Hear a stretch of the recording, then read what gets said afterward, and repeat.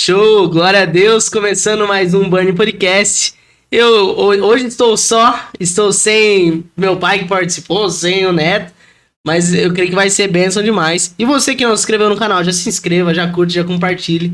E o convidado de hoje, eu creio que vai ser uma bênção. A gente já estava conversando aqui nos bastidores e de verdade, fica até o final que vai ser uma bênção. E eu gostaria que vocês, na casa de vocês, recebessem o nosso convidado, aplaudindo ao Senhor pela vida do pastor Thiago. Glória a Deus. Seja bem-vindo, pastor. Amém, meu irmão. Glória a Deus. Que bênção estar aqui. Um privilégio mesmo, uma alegria. Glória a Deus. Pastor, para o pessoal que não conhece, quem é o pastor Thiago?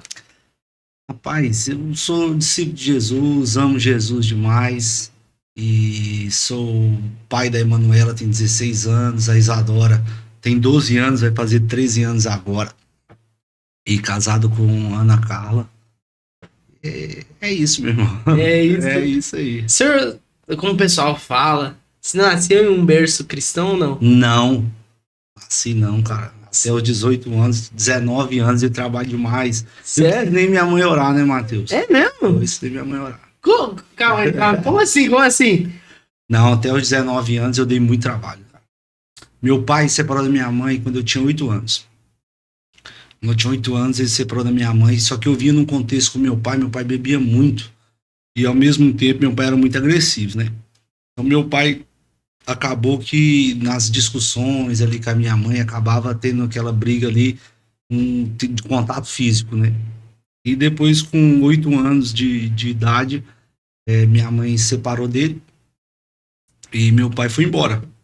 E ele acordou a gente, eu e minha irmã, lembro como hoje, ele acordou eu e minha irmã, ele pegou uma caixa de sapato, assim, cheio de cheque, duplicata, tudo sem fundo, né? Meu Deus. Aí chegou e me acordou, falou assim: ó, filho, agora o pai tá indo embora e você vai ser o homem da casa, tá aqui esse cheque, só que era tudo sem fundo. Aí ele disse: você vai cuidar. Ele tirou uma correntinha que ele usava, de ouro, colocou essa correntinha em mim e foi embora, cara. Aí eu passei muito tempo da minha vida perguntando pra minha mãe onde estava meu pai, e não tinha notícia dele, não. Certo. Aí depois já estava um pouquinho maior, quando meu pai voltou, aí eu tive um contato com ele, mas eu nem reconheci ele. Eu tava na rua, foi engraçado essa história, porque eu tava na rua, e ele veio, né, parou assim, se eu não estiver enganado, o carro era uma Fiorino branca. Meu pai era barbudo e não usava óculos. Aí parou um homem sem barba, de óculos assim, e meio cabeludo, cara. Aí parou lá assim e perguntou pra mim: onde fica a rua tal? Em Brasília, isso lá. Aí eu disse: olha, a rua tal fica assim, assim, assado. E ele olhou e falou: você não tá me reconhecendo, não? E quando ele falou isso, chamou minha atenção. Eu olhei bem assim nos olhos dele, aí vi que era ele, né? Aí entrei no carro e a gente ficou ali conversando e tudo, mas não foi muito bom, não. Foi legal, não. Então foi ficando muito amargurado, com muita rebeldia, assim, no meu coração. Aí com 12 anos, assim, eu já comecei a usar droga, né? Aí Com 12 anos, com bem 12 novo. anos, com 12 anos. Já comecei, tinha um amigo, não vou falar o nome dele, que é meu amigo até hoje, mas ele era muito perigoso, né? Ele era perigoso demais, ele era bem mais velho que nós, ali da turma, em Brasília. E um dia ele me levou, ele me chamava de molequinho. Ô, molequinho, vem cá. E todo mundo tinha medo dele, já tinha matado algumas pessoas, tinha ficado preso um tempo. E ele me levou, acendeu ali o baseado, né? E aí ele foi e me deu e falou: puxa, eu puxei e soprei. Nem queria fazer aquilo, mas eu tava com medo dele, fiz. Aí eu soprei tudo. E aí ele disse: não é assim não, cara. Você tem que segurar esse trem, prensar, depois soprar. E quando os olhos não estiverem bem vermelhos, você não para. Meu Deus. E aí, beleza, foi. Aí no segundo dia, eu cheguei lá na rua, tô lá com os meninos jogando bola, eu gostava muito de jogar bola. Ele veio e me chamou de novo: ô, molequinho, vem cá. Me chamou e eu fui. E ele, outra vez, cara, outro baseado. E foi indo. Daqui um pouco eu comecei a fumar por conta própria mesmo. Depois, eu lembro que no primeiro dia que eu fumei, Matheus, foi muito engraçado. Porque quando eu saí dali, Ainda não tava muito ruim, não. Mas eu pensei assim comigo, cara, minha avó, quando os gatos dela ficavam envenenados, ela dava leite. Eu vou tomar leite, cara. Tomei uns 2 litros de leite, cara. Pra ver se passava. Pra ver se passava, não passou nada, cara. Deu foi enjoo. Aí comecei a usar a droga ali, muito revoltada. Onde a gente morava era um lugar onde tinha, na época, muitas gangues, né? Muita gangue pra tudo quanto é lado. Então, assim, você fazia parte ali de um grupo, querendo ou não. Tipo, grupo do bairro tal, contra o bairro tal. Se você fosse pro outro bairro, os caras pegavam seu boné, seu chinelo, te batia, você não podia jogar bola em outro bairro. Então, era muito perigoso, né? Eu fui crescendo, assim, então fui dando muito trabalho para minha mãe. Só com 19 anos mesmo, eu tive encontro com Jesus lendo o Evangelho de Mateus. Mas alguém instruiu o senhor ou não? Não, eu vi uma Bíblia assim, em cima de uma caixa, e um amigo meu, chamado Tiago também, perguntei de quem era a Bíblia, ele pegou, falou que era dele, fez se eu podia ler. Falei, pode. Aí eu fui, peguei a Bíblia e comecei a ler. Eu li Mateus inteiro, cara. De uma Mateus 1 até Mateus 28, numa sentada só. Eu li a Bíblia, o Mateus inteiro. E quando eu cheguei naquela parte que fala que Jesus, quando ele foi para o Getsemane, né? Chegou ali no Getsemane, o Judas traiu Jesus. Jesus depois foi levado para a casa do sumo sacerdote, Anás e Caifás. Chegando lá, levantaram falso testemunho contra ele e esbofetearam, diz a Bíblia, né? Bateram em sua face. E quando eu li essa parte, eu comecei a chorar. Por quê? Porque quando eu era criança, meu pai, quando ele estava bêbado, quando ele não estava bêbado, ele era um amor de pessoas. Quando ele estava bêbado, ele ficava agressivo. Ele bateu muito no meu rosto, com murro, com tapa no rosto. E minha mãe também, minha mãe é só apaixonada, minha mãe, cara, eu amo minha mãe demais. Minha mãe também, quando ela ia corrigir, ela batia com chinelo no rosto. Então, quando eu, uma vez, até pra você voltar, pra você entender essa parte da conversão, quando uma vez minha mãe me deu uma chinelada no rosto, doeu demais. Eu entrei dentro do banheiro, eu tinha uns 9 anos já. Eu entrei dentro do banheiro e falei assim, ó, eu não sei se Deus existe ou se o diabo existe, eu não sei. Mas se qualquer um existir, eu tô fazendo um juramento. A próxima pessoa que der um tapa no meu rosto, sem ser meu pai ou minha mãe, eu vou matar essa pessoa. Meu Deus do céu. De tanta raiva que eu tinha desses tapas no rosto, né? Tapa, chinelo, essas questões. E aí, quando eu li que Jesus tomou tapa na face, foi esbofeteado, eu comecei a chorar. Eu me identifiquei ali naquela hora. E depois, quando ele chega na cruz, ele fala, Pai, perdoa-lhes, porque eles não sabem o que fazem. E aquilo para mim foi demais, cara. Então eu dobrei o meu joelho ali na frente dos meus amigos, devia ter uns 15 ali na hora. Eu dobrei meu joelho, eu li Mateus inteiro, dobrei meu joelho, comecei a chorar. Devo ter permanecido 1h30, 2 horas de joelho, confessando meus pecados a Deus. Fui confessando um a um. Todos que eu lembrava, eu fui colocando diante de Deus. Levantei e comecei a pregar para meus amigos. Preguei para eles, 15 converteram, só um que não se converteu. 15 converteram, só um que não se converteu. E preguei para todo mundo ali, contando a história de Mateus. E no outro dia eu já tava pregando pra uma galera, no outro já tava pregando pra uma galera, pra arrumar uma bikezinha, evangelizava na rua, evangelizava nos ônibus, evangelizava em tudo quanto é lugar lá em Brasília. Lá. E Jesus começou a queimar no seu coração. Começou a queimar, só queimar. Foi uma mudança radical, assim, na minha vida, porque, assim, eu sei que tem pessoas que quando elas vão sendo libertas, é um processo, né? No meu caso foi diferente, cara. Eu fui liberto de uma vez, assim.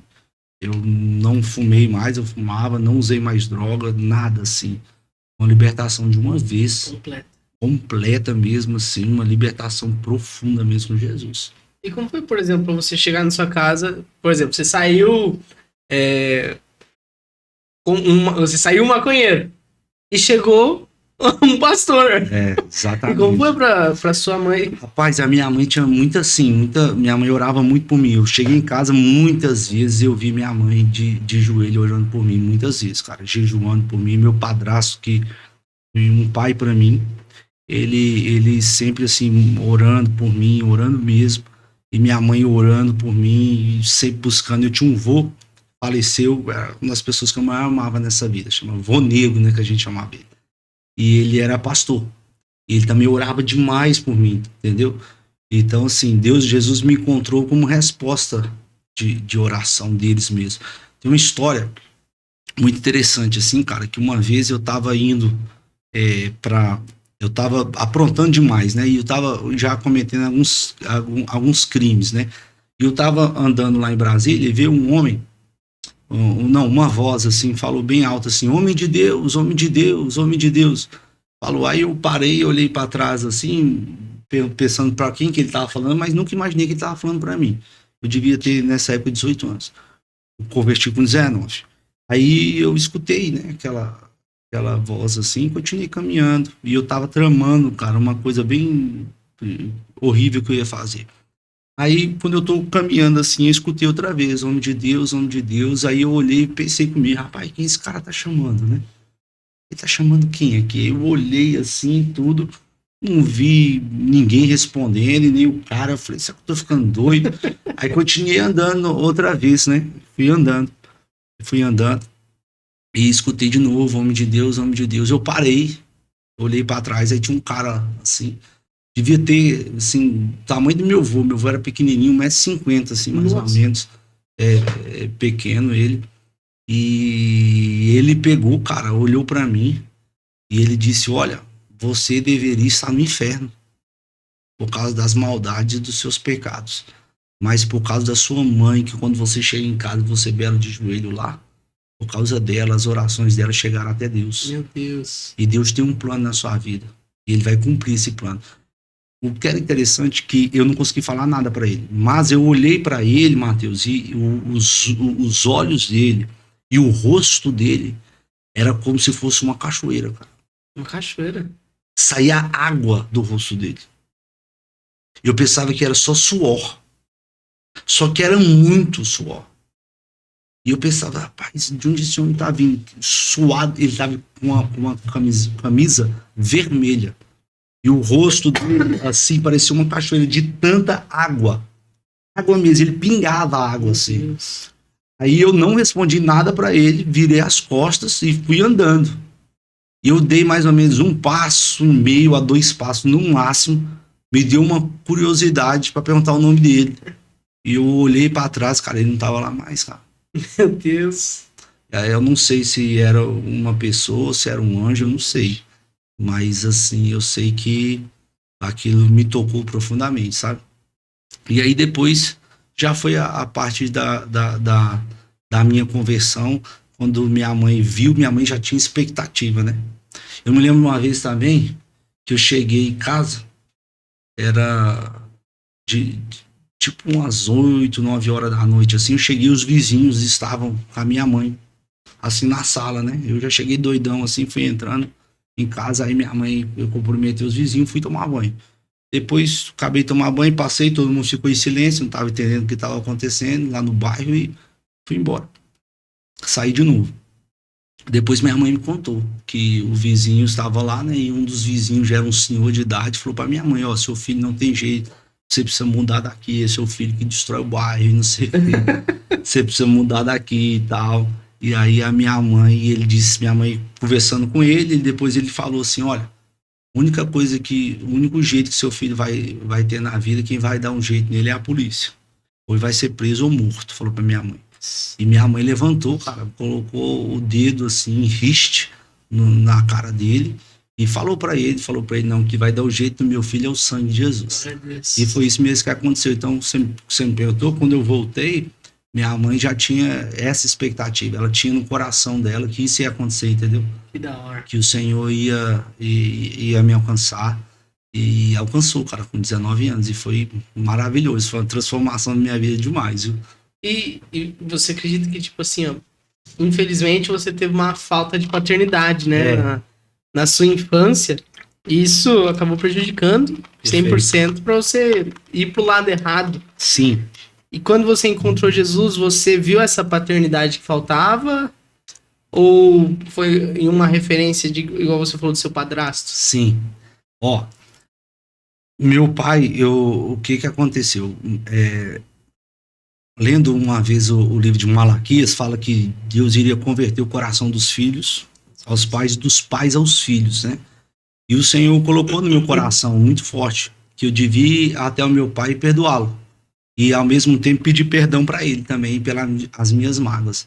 Eu não tinha muito assim aquele contato ainda com meu pai por causa da mágoa, tinha acabado de me converter, mas eu chamei o meu avô, né, que era o pai dele, o meu avô, e eu disse: vô, vamos até meu pai, eu quero conversar com ele, eu quero pedir perdão para ele. Falei da passagem bíblica que tinha tocado no meu coração, tinha quebrantado meu coração, e meu avô foi comigo. Então eu chamei meu pai e eu falei tudo para ele, pedi perdão para ele e perdoei ele também.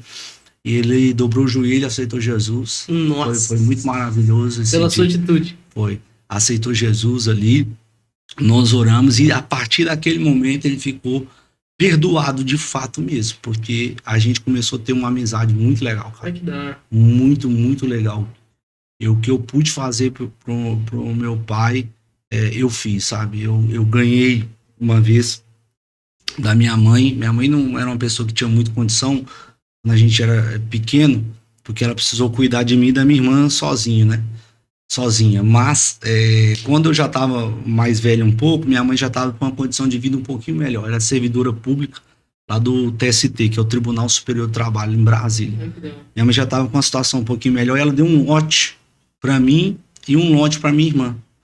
E eu aí, bem assim, estava com 19, quando fui falar com meu pai, com 20 anos, eu já estava dando aquele lote de presente para ele, construiu uma... Você deu um lote de presente pro seu pai? Construiu, e a gente foi criando uma amizade muito, muito boa. E recentemente ele foi morar ele tem um apartamentozinho lá em Brasília. Ele foi morar nesse apartamento lá. Então a gente desenvolvendo uma amizade boa, consegui levar ele pra praia comigo, fazer tudo que eu queria com ele, assim, uma amizade muito boa, apaixonado no meu pai. Só que infelizmente agora, há 2 meses atrás, ele foi atropelado lá em Brasília. Meu Deus. Foi atropelado lá em Brasília lá, e veio a falecer. Atropelamento. Ele tava quase terminando a rua, assim, atravessar a rua, veio um Camaro amarelo e atropelou ele. Quebrou o crânio dele em 3 lugares aqui, né? Chama occipital, né? Aqui, temporal. E aqui, bem aqui em cima quebrou a mão dele, quebrou a costela, perdeu massa encefálica e tudo, e veio a falecer, né? Mas mesmo assim eu tive no meu coração assim, muita paz, porque Deus foi muito bom para mim, o poder fazer eu ter relacionamento com meu pai, perdoar o meu pai e ter amizade, amor, carinho por ele por mim. Então assim, foi uma restauração, é o que a Bíblia fala, né? Que Deus converte o coração dos pais aos filhos, dos filhos aos pais. O amor de Deus faz isso, né? Constrange. Que da hora. E querendo ou não, igual você falou, você foi um instrumento que às vezes, se você tivesse deixado a mágoa tomar conta do seu coração... Sim. Infelizmente, depois do seu pai ter partido, ao invés de você ficar com a paz, você ia ficar com, puxa vida, eu poderia ter pedido perdão, né? Exato. Que é o pior sentimento que tem, né? Esse sentimento de remorso, de culpa, né? Graças a Deus eu não tive isso. Bem, pai, a gente sinto muita falta dele. Eu mesmo estou fazendo o processo de indenização, porque minha avó, ele deixou a minha avó de 90 anos, né? Então minha avó tem 90 anos, tadinha, minha avó, ela já perdeu, teve 3 filhos, os 3 morreu, ela enterrou 3, o último foi meu pai e o meu avô, que é o vô negro, né? E enterrou. Então, você imagina uma mulher que enterrou 3 filhos, né? Meu Deus. É muito antinatural, né? Ela enterrou 3 filhos, agora com meu pai e tudo, então assim, muita dor, muito sofrimento, mas ao mesmo tempo vendo a restauração que Deus fez na vida. Minha avó é crente, ela ama Jesus demais. Glória a Deus. Na vida do meu pai, na nossa família, foi bom demais, cara. Glória a Deus. Só coisa só Jesus faz, né? Porque de uma coisa ruim, ele fez uma das coisas mais maravilhosas, que foi a comunhão de volta. Eu creio, sabe, Matheus, que a única coisa, cara, que tem um poder de transformar mesmo uma sociedade, um país, cara, é o evangelho. Eu creio muito no evangelho, na semente do evangelho. Quando ela é plantada no coração do homem, ela transforma tudo, ela muda a família. A igreja é muito importante para qualquer estado, para qualquer sociedade. Se for o evangelho de Jesus mesmo, verdadeiro, de fato, tem um poder de transformação muito grande, muda a vida das famílias, porque o evangelho de Jesus é amor, né? Sim, exatamente. É amor. E quando... lógico, existe aquela discussão de arminiano, calvinista, beleza. Sim, sim. Só que, tipo assim, quando a gente vai pegar a história e vai ver onde João Calvino nasceu, você vê que o cara, através do evangelho de Jesus, uma das piores cidades da época, o cara transformou a sociedade em uma cidade boa, uma cidade de profissionais excelentes. Porque quando a gente pensa que, cristão e tal, cara, não é só dentro da igreja. Não é. Na verdade, eu acho que o final é dentro da igreja. Tem que ser tudo fora, tudo fora, tudo fora. A gente tem uma coisa que chama 7 esferas da sociedade. Nós precisamos estar nas 7 esferas. Porque se nós não formos excelentes como Cristo foi, outras pessoas vão ser e vão propagar o que elas quiserem. Perfeito. Onde a gente ficar em silêncio, onde nós não somos excelentes, alguém está sendo. E alguém que às vezes nem conhece Jesus. Nem conhece. Isso é preocupante? É preocupante. Por isso que acho que a obra do Abraham Kuyper, se você conhece, fala sobre cosmovisão, é fundamental. Exatamente. Né? Se não me engano, acho que ele foi primeiro-ministro da Holanda, né? Abraham Kuyper. Foi. Né? Primeiro-ministro da Holanda. E é exatamente isso que você está falando que ele fazia. Eu gosto muito de uma frase de Lutero, que um cara chegou em Lutero e disse: Senhor Lutero, eu quero viver para Deus, cara, eu quero viver para a obra de Deus e tal. Lutero disse: o que você faz? Eu sou sapateiro, então faço o melhor sapato com preço justo para a glória de Deus. Exatamente. Então é exatamente isso aí que você está falando, né? Nós somos sal que devemos nos misturar, né? Sim. Não se isolar, exatamente, mas misturar. Da hora. E tem uma música, eu acho que é Aline Barros, que é criança. Aí é raiz, hein? Mas não sei se é Aline Barros, não, é que fazia música de criança mesmo. E tinha uma música que falava assim: eu quero sal, sal, sal. Quero sal na minha comida, que graça tem comida sem sal. E ela fala assim, eu não lembro se é ela mesmo. E fala: se o sal um dia perder o gosto, vira poeira. Não é mais sal. Perfeito. Cara. Então, nós precisamos ser sal com força no mundo. Com força. Por quê? Beleza, eu creio que existe o chamado pastoral, existe o chamado de mestre, missionário, existem as pessoas que têm esse chamado. Mas, às vezes, a pessoa, ela foi chamada para ser médica. Ela foi chamada para ser atendente de loja. Por quê?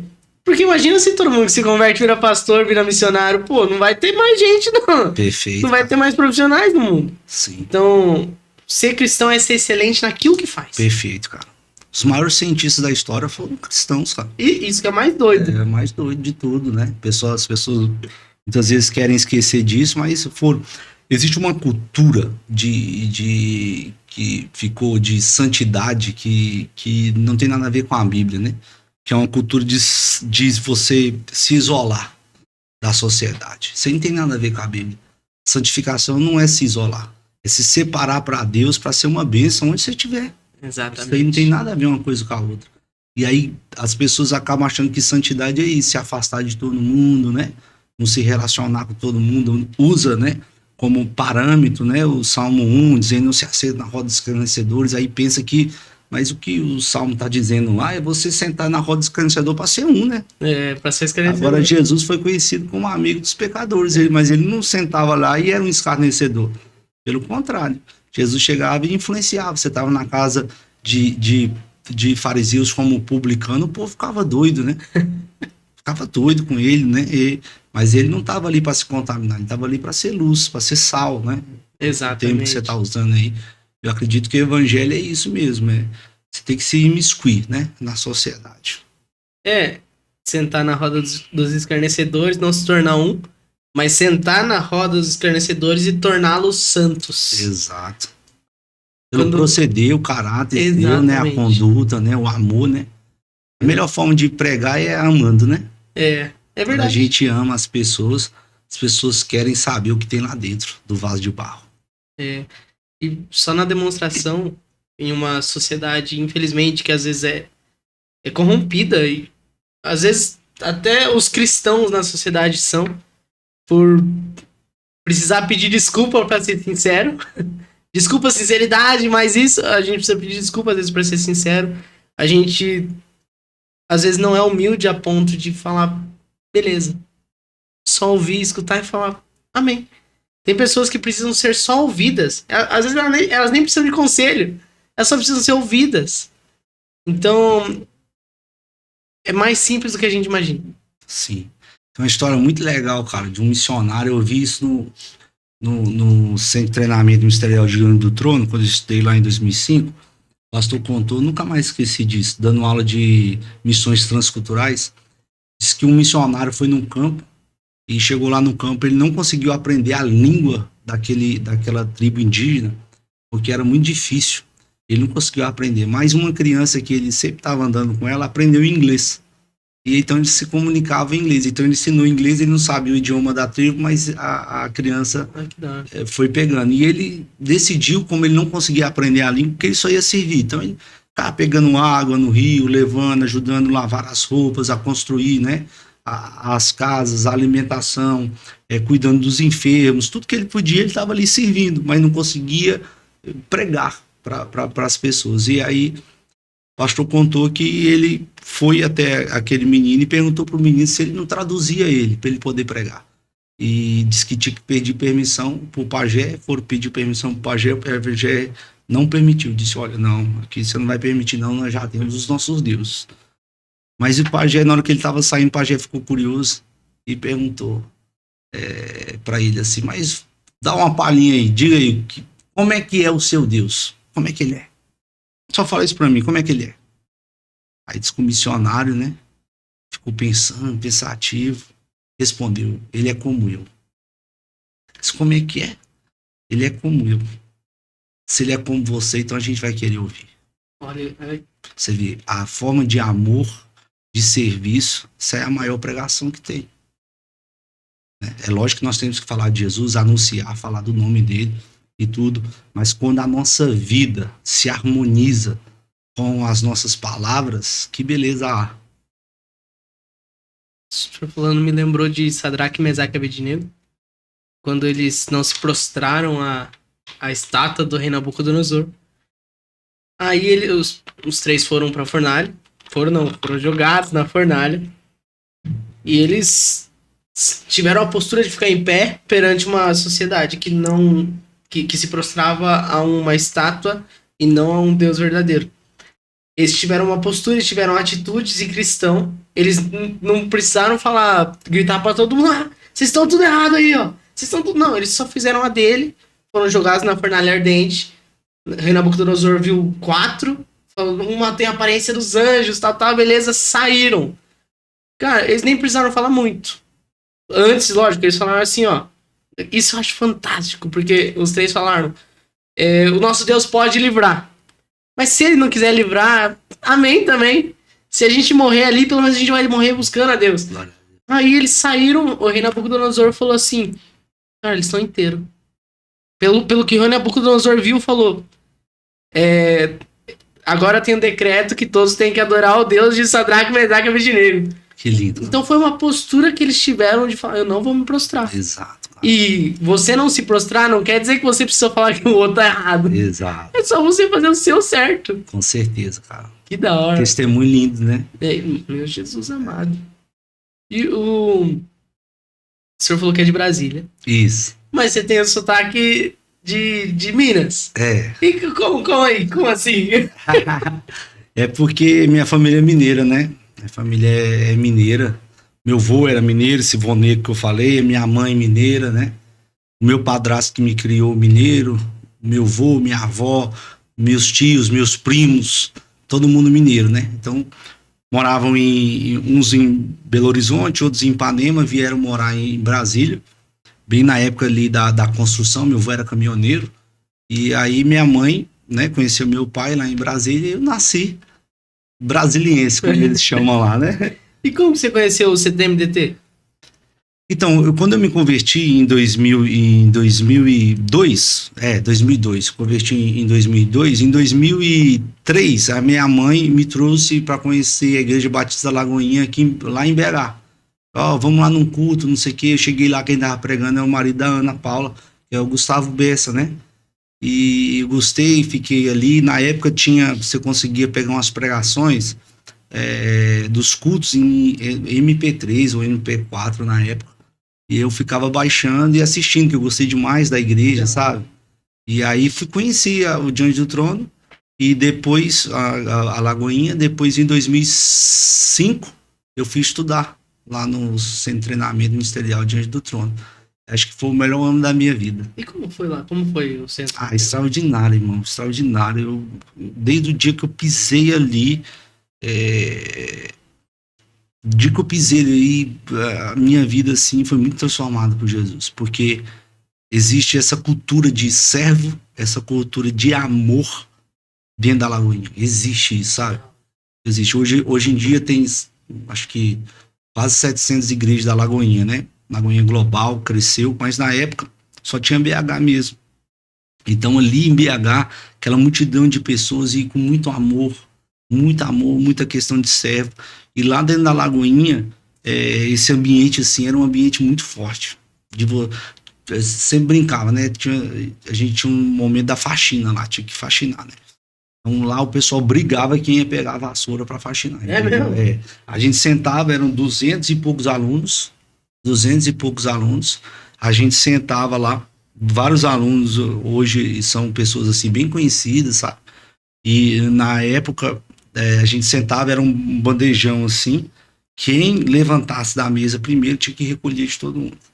Então assim, uma cultura muito de amor, sabe? Uma cultura muito de servo, muito de oração. O pastor Gustavo pregava muito para nós sobre jejum, muito sobre jejum. Ele estipulou lá que toda segunda-feira tinha jejum no CTM, então todo mundo fazia jejum de 24 horas. Um homem assim que ensinou muita gente a questão de busca de Deus. Trouxe a primeira vez que eu li, né, o Leonardo Ravenhill, né, porque tá o Pleno Avivamento, o Irmão Yun. Ele já leu esse livro, O Homem do Céu? Não, O Homem do Céu não. Extraordinário, leia.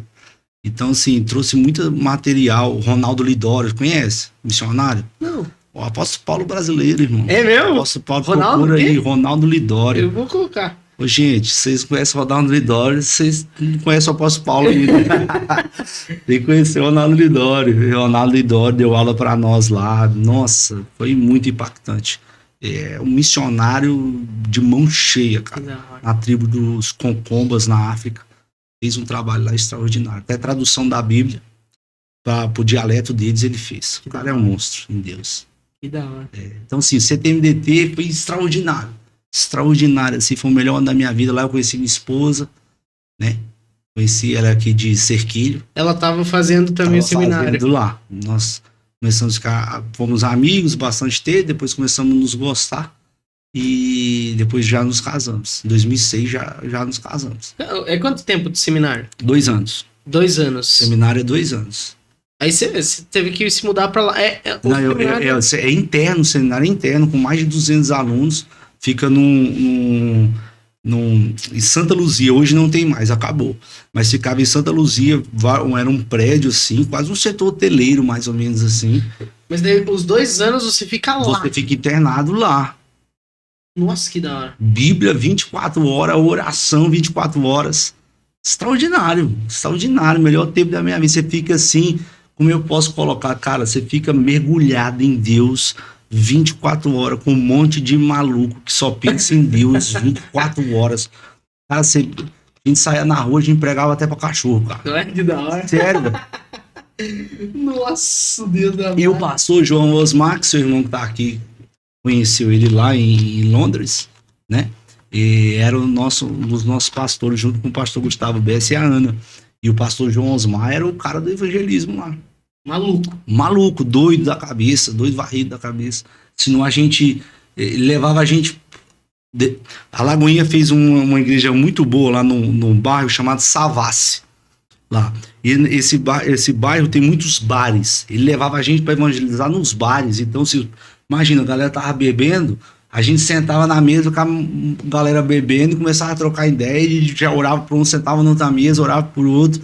E é muito bom, cara. Foi o melhor ano da minha vida, assim, porque que da hora. Aprendi muitos fundamentos em Deus ali no CTMDT. Melhor ano da minha vida, por ter conhecido também a minha esposa e ela ter me dado 2 filhas princesas, Manu e Aissa. Que da hora. E é muito doido pensar nesse de... A gente, às vezes, faz tão pouco pra Jesus, né? tem que ser maluco mesmo, de ser evangelizar em lugares que às vezes ninguém iria. Exato. Eu lembro uma vez, juntei uns moleque doido da cabeça, que tava doido por Jesus também. Eu falei, cara, vocês estão fazendo o que hoje? Daí os moleques não estão fazendo nada. Eu falei, cara, vamos jogar um bilhar?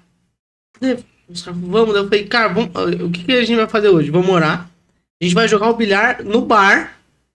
Enquanto a gente estiver jogando bilhar, a gente vai falar de Jesus para as pessoas em volta. Mas o cara falou, ô louco. Daí eu falei, não, bora, que isso? Como? E eu já era líder de jovens, aí a gente começou a jogar e tal, aí a gente começou a falar de Jesus, a gente até começou a cantar o louvor ali no meio do bar, jogando bilhar. Aí, tipo assim, a gente não tinha avisado meu pastor.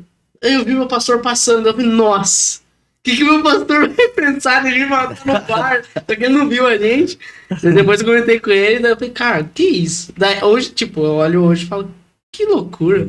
Que dava na minha cabeça, às vezes. Mas é maravilhoso. Não, né, é muito cara? gostoso. É muito gostoso. Ser sal mesmo, né? O pastor João mesmo levava todo mundo na boate, cara, pra evangelizar na boate, de madrugada. Tava todo mundo nas boates lá, passava a madrugada todinha, evangelizando os caras cheirando na boate, tomando comprimido, e a galera em cima evangelizando.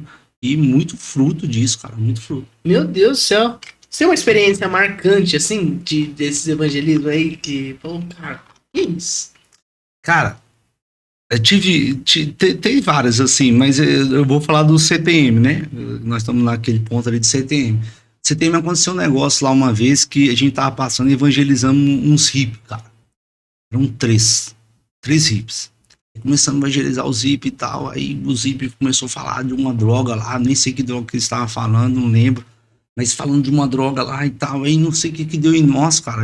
Nós falamos, é o seguinte, cara, nós vamos receber vocês lá no seminário amanhã, porque lá atrás, tinha um matão assim atrás, nós apelidamos lá de Jardim do Éden, que era o lugar onde a gente orava, e aí a gente falou assim, lá dentro tem um mato lá, cara, tem uma parada lá, deixa o cara doido, mas deixa o cara doido demais. Se tu quiser ir lá, amanhã nós vamos esperar você tal hora lá. Beleza. Rapaz, não é que os três foram lá, cara, os hippies. Chegaram, os caras moravam na rua mesmo, vendendo aquelas artes, miçangue, etc, né? Aí os caras chegaram lá, e os caras, e aí, cadê a parada, mano? E a gente olhando pro outro, assim, vamos lá. E chegamos lá no cantinho lá, que a gente chama de Jardim do Éden lá. Mas pra receber isso aí, nós temos que fazer uma oração primeiro, cara. Meu irmão, foi uma coisa tão extraordinária. A gente mal começou a orar, cara. O Espírito Santo caiu sobre eles, cara. Caiu sobre eles, eles começaram a chorar, se quebrantar. E eu nunca tinha visto um negócio daquele, não, cara, assim. Eles começaram a falar em outras línguas, cara, engrandecendo a Deus, assim. E foram convertidos mesmo. E depois eles iam almoçar com a gente lá pra gente poder discipular eles. Meu Deus do céu. Então, assim, extraordinário. Isso lá no CTM, assim. Tem uma história do Luca Martini, que a gente tá conversando antes aqui. O Luca Martini, ele tava de madrugada e tal. Aí, o estilo dele, tipo assim, o estilo do Luca Martini é bem despojado. Aí um cara chegou e perguntou pra ele se ele usava droga, se ele tava vendendo. Aí ele falou que na hora, ele falou, cara, o Espírito Santo falou pra mim, eu fiquei doidão e eu falei, eu tenho um negócio aqui que é muito louco. Que é um negócio que nada aqui na Terra faz igual, é um negócio tão louco que veio do céu. Ele falou assim. Aí ele apresentou Jesus pro cara. Olha aí. Falei, cara, que negócio doido. É. E às vezes a gente se limita, né? A gente fala, não, tem que ser certinho. Assim, não, pô. Às vezes, cara, fala do seu jeito. Exato. Fala do seu jeito. O avivamento no país de Gales, quando o avivamento pegou com força, a galera entrava no bar pra comprar bebida e saía chorando porque sentia a presença de Deus. Sim. E os bares fecharam porque falou, cara, é Jesus, é Jesus, é Jesus. Eu gosto daquela história, Mateus, do Gadareno lá. Eu acho massa aquela história, porque quando Jesus ora, né, e liberta aquele Gadareno, quando Jesus está saindo ali para entrar no barco, ele vai atrás de Jesus e diz, eu quero ir junto, eu quero ser junto com vocês, quero caminhar junto. E Jesus disse, não, você vai ficar aqui para pregar para os seus. Aí Jesus disse para ele qual é o teor da mensagem dele, assim, diga para eles tudo que eu te fiz. Eu acho que todo mundo pode evangelizar iniciando por aí, sabe? Conta para eles tudo que eu te fiz. E quando a gente conta o que Jesus fez em nós, já é o evangelho. E lógico, a gente vai se aprofundando para pregar cada vez melhor, né, sobre Jesus. Anunciar o nosso mestre de todas as formas. Mas se a gente todo cristão pode contar o testemunho do que Jesus fez. E depois a Bíblia diz que ele evangelizou com força, porque quando Jesus voltou lá, haviam crentes já naquele lugar. Que da hora. Então isso é extraordinário. Então quando a gente inicia o evangelho, a gente inicia contando o que Jesus fez para nós. Às vezes a gente não tem ainda muita bagagem, não tem muita história para contar, mas nós temos a nossa.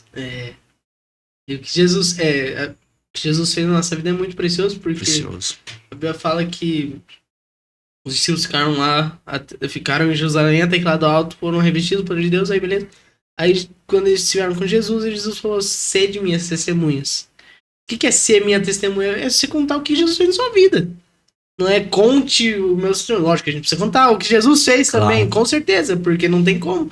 Mas é o que Jesus fez na nossa vida também. Seja testemunhas. Eu sou uma testemunha porque eu era um antes. Agora eu sou uma testemunha viva do que Jesus fez agora comigo. Isso. O João fala lá no capítulo 1, né? Meus olhos viram que minhas mãos apalparam a respeito do verbo da vida. Essa experiência com Jesus é extraordinária. Te faz ser mártir. Essa aí, porque quando você crê de verdade e a sua experiência com Deus é real, você não leva aquilo com brincadeira, não. Se não me engano, é Atos 3, que os discípulos, eles estão conversando, eles falam assim: cara, eu não consigo não falar do que Jesus fez na minha vida. É impossível, eu preciso falar do que eu vivi. Eu preciso, não tem como eu ficar em silêncio. Exato. Isso grita dentro de mim. Grita. Queima, né? Queima, Burn podcast. Queima. E tipo assim, quando o senhor conheceu sua esposa lá no CTM, beleza, tal, como que foi pra você vir pra Cerquilho? Então, antes o nosso primeiro plano era morar em Brasília mesmo, né? Não tinha planos para vir morar para cá, não. Mas eu acabei vindo pregar aqui numa igreja, aqui num acampamento de uma igreja da Assembleia de Deus. E eu preguei no acampamento e eu estava sentado assim, numa pedra, depois da pregação, orando assim. E aí percebi no meu coração que Deus estava dizendo para, em vez de morar em Brasília, morar aqui. Assim, para mim foi uma surpresa, porque meu projeto era morar em Brasília, assim. E aí Deus colocou no meu coração, conversei com a minha esposa, que na época era noiva ainda, né? E aí ela concordou também, conversei com a minha mãe, ela concordou também. E aí a gente acabou casando e eu vim morar em Cerquilho. Que da hora, que da hora. Desde 2006. Desde 2006 já. Agora já aprendi a manha de comer aqui tudo, porque lá em Brasília a gente não era de comer muito não, cara, era magrinho. Agora aqui, as pizzas, né? Mas era depois em casa também. Não era muito lá assim de sair, ficar comendo pizza. Tipo, McDonald's mesmo, fui comer aqui em São Paulo, cara. A gente não comia lá, não. É mesmo? E tinha lá, mas não era muito do nosso interesse, não. E por que será? Cara, eu comia mais em casa mesmo, assim. Era magrinho, não tinha muita... Agora, depois que vim pra cá, cara, o paulista gosta de uma comida boa, né? A gente aprende o que é picanha, né? Nosso churrasco lá não é churrasco igual daqui, não. O churrasco daqui é bom, né? É mesmo? Olha que da hora. Aí engordamos bastante. E como que é pastorear pro senhor? Tipo assim, beleza, você começou a pregar. Mas pregar é diferente de pastorear. Sim. E como que é? Cara, eu comecei a pregar e uma vez, cara, eu me lembro que, antes de eu entrar nessa parte do pastor, eu me lembro uma vez que o pastor me deu uma oportunidade de pregar na igreja. Então eu pregava na rua, eu pregava para as pessoas, não pregava na igreja. E o pastor me deu a oportunidade de pregar na igreja. Eu fui pregar na igreja, fiz um textão assim para pregar. Achei que dava para pregar uns 50 minutos. Eu não sei, rapaz, fiquei tão nervoso. Se eu não tiver enganado, salvo engano, melhor juízo, uns 5 minutos, acabou a mensagem. Acabou a mensagem. Eu entreguei pro pastor, o pastor foi ter que pregar. E eu saí dali, assim, muito frustrado, né? Muito triste, assim, meio assim, decepcionado. Eu pregava bem na rua, assim, de conversar com as pessoas. Mas lá eu não consegui. Eu percebi que era um negócio diferente, né? E eu comecei a pregar, cara. Então, perto da minha casa tinha uma mata lá. E eu comecei a pregar para as árvores, cara. Olha que loucura. E eu comecei a pregar para as árvores. Eu apelidei cada árvore pelo nome. Meu Deus. Eu orava pelas árvores. Na época lá eu levava óleo ungido, orava pelas árvores. Comecei a pregar e fui gostando assim, porque eu apelidei as árvores pelo nome, então eu fui pastoreando o coração daquelas árvores ali, né? E ali fui pregando e tal. E aí depois eu comecei ali a fazer igual você fez, você me contou aqui no bastidor, né? Comecei a liderar os jovens. Aí já começou a pastorear, né? Porque aí vem os problemas, vem as questões do coração, né? Era mais fácil as árvores. Era mais fácil, não dava nenhum trabalho. Aí lá dava fruta ainda. Boa. E aí eu comecei a pastorear ali aqueles jovens, aí depois fui pro seminário, e depois quando eu comecei aqui, já comecei a pastoreando muito novo, 22 anos eu comecei a pastorear. Não, 22 anos. Não, Comecei a pastorear. 19 para 22, 3 aninhos. 3 aninhos já foi uma mudança muito grande na sua vida. Eu comecei a pastorear e foi muito bom, cara. Muito bom. Eu amo pastorear. Eu amo mesmo, assim. Na igreja, eu percebo assim, né, que as minhas pregações, elas são mensagens que eu gosto sempre de edificar o corpo de Cristo, pastoreando o coração das pessoas, mas ela sempre tem um cunho evangelístico. Ela sempre tem um cunho evangelístico. Ali no meio, eu gosto sempre de encontrar Jesus no meio da mensagem e aplicar Jesus para os corações. Eu gosto muito de um pregador, sou apaixonado por ele, um dos caras que mais influenciou minha vida, chama Charles Spurgeon. Eu amo o Charles Spurgeon. E o Charles Spurgeon, ele disse que uma vez ele foi visitar vários congregações, vários púlpitos, e ouvindo a mensagem. Ele disse que muitos eram muito bons, somente nas línguas originais e na exegese, na hermenêutica, eram pessoas muito boas, homilética excelente. Mas ele disse que quando ele saiu dessas pregações, ele disse que ele se sentia como Maria, quando ela foi lá no túmulo para encontrar Jesus, e ela perguntou: onde está o meu Senhor? E isso sempre me marcou. Muitas pregações falam de tudo, mas aonde está o meu Senhor nessa pregação? Então eu gosto sempre de trazer a mensagem, sempre levando também para um cunho mais evangelístico, para mostrar o nosso Senhor naquela mensagem. Muitas vezes a gente fala de muita coisa, né? E detalha tanto o texto que esquece de falar de Jesus. Então, pastoreando a igreja, eu não fiquei com uma mensagem só mais de edificação para o corpo de Cristo, não. Eu sempre gosto de misturar ela com uma questão mais evangelística também ali no meio, para apresentar Jesus. Às vezes acho que eu vi Subirá falando disso, quando a gente complica muito as coisas, a gente torna um Deus distante de uma vida simples. Sim, cara. O Subirá, ele até cita uma história, eu não vou lembrar 100%, mas ele conta todos os detalhes que, tipo, ele ia evangelizar um cara, aí passando pela mente dele, nossa, será que é de Deus mesmo? Aí ele falou que olhou torto pro cara, meio que, nossa, acho que esse cara tá me encarando. Falou, será que ele tá querendo brigar comigo? Ele contou todas as, tipo, não os deslizes, mas todos os pensamentos dele. Pô, será que é Deus? Será que não é? Tal. E ele entregou aquilo e era de Deus. Só que às vezes quando a gente vai pregar, a gente fala assim, Deus me falou, eis que te digo, eu fui e entreguei aquilo pro cara. E era o que ele precisava. Só que, pô, a gente é humano. Não é um negócio tão distante, todo mundo pode viver. Todo mundo pode viver, então é muito da hora fazer isso de onde está o meu Senhor. Porque o meu Senhor é de perto, é intimidade, é meu. É lógico, falando dessa questão, nosso Deus, mas tipo, pô, é meu pai, velho. Sim. Não é de longe, não é um Deus de eu conheço por ouvir falar, eu conheço por estudei. Mas não, eu conheço porque eu tenho intimidade com ele. Sim.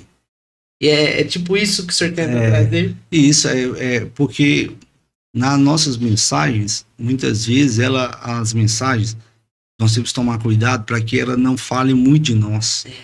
Para que ela não mostre muito, talvez, os nossos dons e os nossos talentos. A mensagem, ela precisa mostrar Jesus. Jesus precisa ser pregado ao ponto que as pessoas, ao escutar, possam amá-lo. Entende?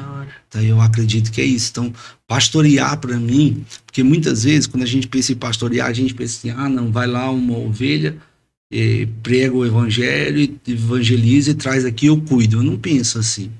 Eu penso que pastorear é ganhar vidas para Jesus. Sim. Ganhar vidas para Jesus e pastorear.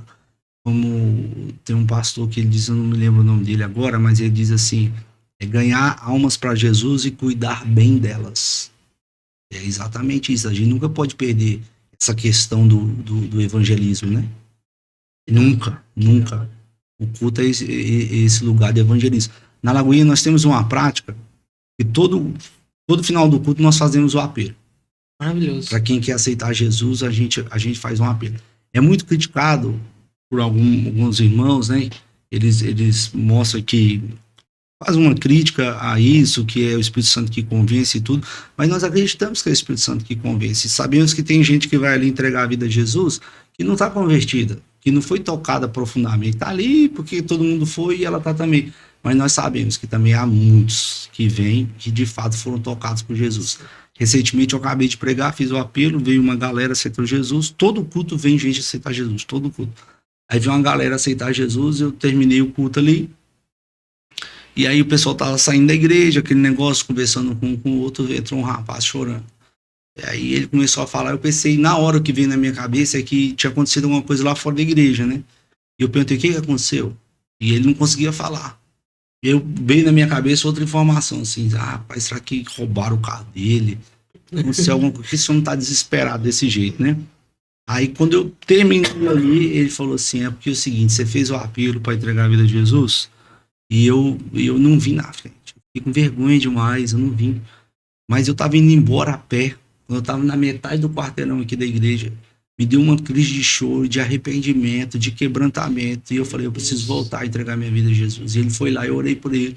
Ele entregou a vida dele para Jesus, tá lá já batizado nas águas. Então assim, Deus, cara, quando a gente prega uma mensagem que fala sobre Jesus, né? Porque a questão do pastoreio, é o meu ponto que eu tô querendo colocar, é que ele não é só cuidar de pessoas, é ganhar alma também.